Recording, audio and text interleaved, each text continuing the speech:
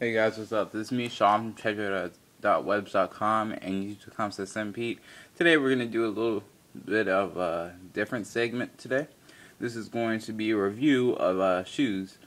These are going to be the Nike Hyperdunks. I have them in blue.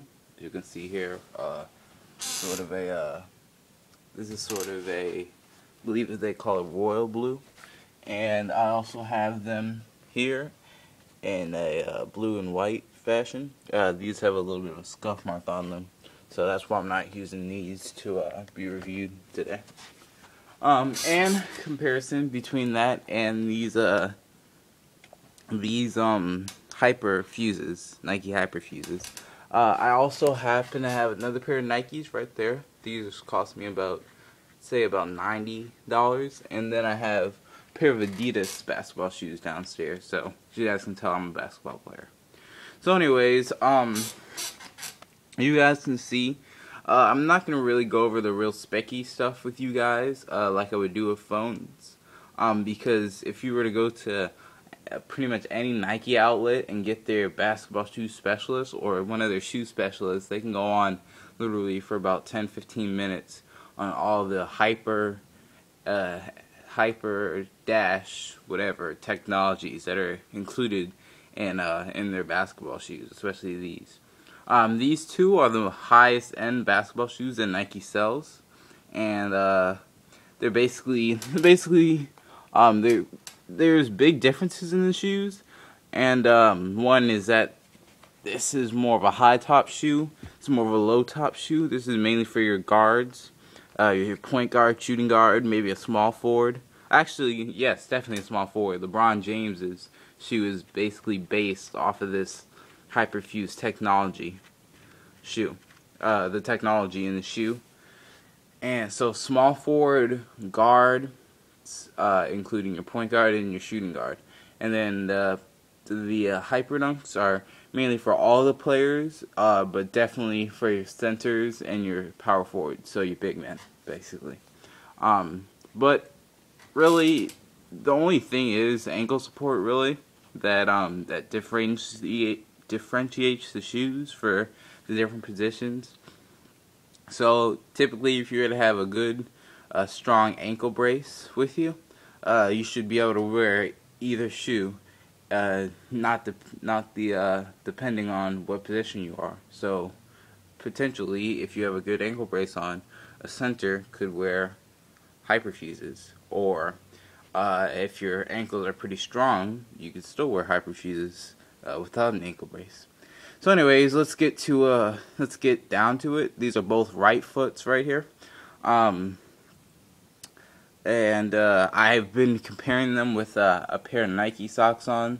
These aren't Nike, these are Nike basketball socks, but they're not the elite socks, Nike elite socks with the padding on your heels. So I haven't got too much time with these Hyperfuses, but I have had a lot of time to wear both of my Hyperdunks, and so here's the review and comparison. So I'm gonna pretty much have an all-in-one review of both of my Hyperdunks and review of my Hyperfuses, and then a comparison. So let's go after that about 4-minute intro. So let's start off with the design. The design of the shoes, both of them look very nice. As you can see here, the sort of the cushioning around your ankle and around the heel of your foot. I would probably have to give this one to the Hyperfuses, just because they have a lot more padding around there, as opposed to the Hyperdunks. They are high top though, the Hyperdunks, so you're gonna get a little bit more protection when it comes to how high your ankle is. If you look right here, you'll notice that they're about the same height. See right there, but that's because there's a big Nike Air bubble down there. So in that round, I would have to give to the this support back here. I have to give to the Hyperfuses.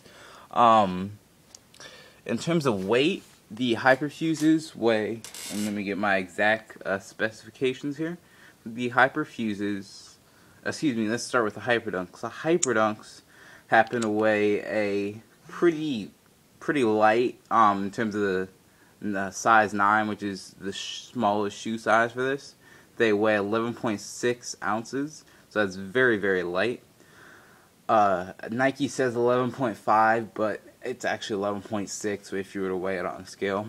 And because, like I said, of this extra padding mainly, and then also the Nike Air and a bunch of other stuff that make these shoes bulkier, these Hyperfuses weigh 12.4 ounces. And if I'm not mistaken, Nike said that the lighter the shoe is, I think it was every ounce of material that's able to be taken off of a shoe to lighten it up. So every ounce of a shoe that's going to be lighter, I believe it's taking off 16 pounds of pressure off your spine when you're standing up in the shoe. So if that's something that you really want to keep in mind, and if you really I guess have a bad spine or something like that, these Hyperfuses might have just cut it for you just with that statement there.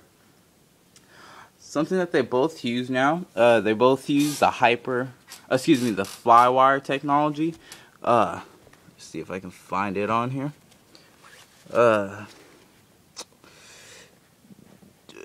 It's a little bit somewhere on this shoe. I can't find it. I believe this is it right here. The sort of the mesh texture here. What that basically allows it to do is it's made of Vidicon fibers, which allow the shoe to be very, very light. If I read a statement a little bit earlier that Nike happened to obviously state that said that due to the Vidicon fibers, a Nike shoe that has this Flywire technology can weigh as little as a Snicker bar with a bite taken out of it. So that's pretty incredible to have. I mean, this really isn't the best way to phrase it, but having shoes the size or the weight of 2 Snicker bars basically on your feet. So basically it's just like if you were to tape down a Snicker bar on your feet, that could be the weight of one of the shoes. The Flywire technology is a little bit easier to find on the Hyperdunks, as you can see here. They're made of, like I said, Vidicon fibers, which allow it to be very, very lightweight, sturdy. If you've ever seen a Nike basketball shoe with this Flywire technology, which they're in a bunch of shoes from the Hyperdunks and Hyperfuses to the Nike Zoom Kobe 6 and Kobe 5s to the LeBron James, I believe those are the 8s, to the Kevin Durant, KD 3, and I believe the upcoming KD 4. I mean, this has just been a really revolutionary technology in Nike basketball shoes. It was introduced back in 08. Excuse me, yes, back in 08. Development was obviously earlier than that, but back in 08 is where the first Nike basketball shoe the first Nike Flywire shoe containing, obviously, the Flywire technology was introduced. So, as you can see, I mean, the design of the shoe, overall, let me put both on the side.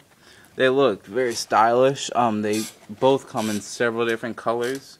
Actually, the latest model is the 2011 Hyperfuses for Hyperfuse, obviously, but those are not readily available in many stores, and as far as I've talked to a Nike employee about, there's basically very, very, very little difference between these 2010s here and the 2011s that were introduced, I believe, 10 days ago, if I'm not mistaken. Aside from cosmetic differences.